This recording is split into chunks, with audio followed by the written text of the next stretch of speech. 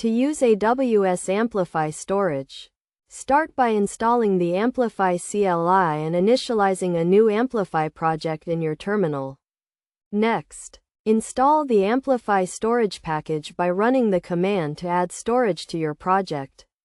Once installed, configure your storage by running the Amplify configuration command, which will prompt you to select the storage option you want to use, such as Amazon S3.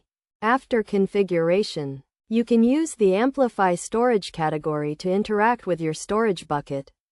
To upload a file, use the put command and provide the file you want to upload and the key where you want to store it. For example, to upload a file named image.jpg to a key named images/image.jpg, you can use the put command with the file and key as arguments.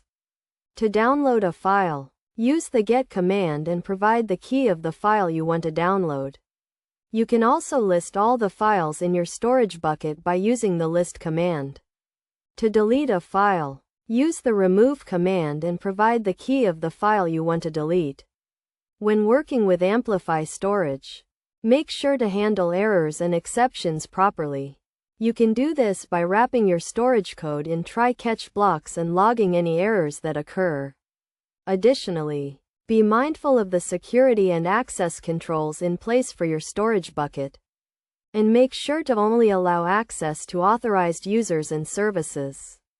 By following these steps and best practices, you can effectively use AWS Amplify storage to store and manage files in your application.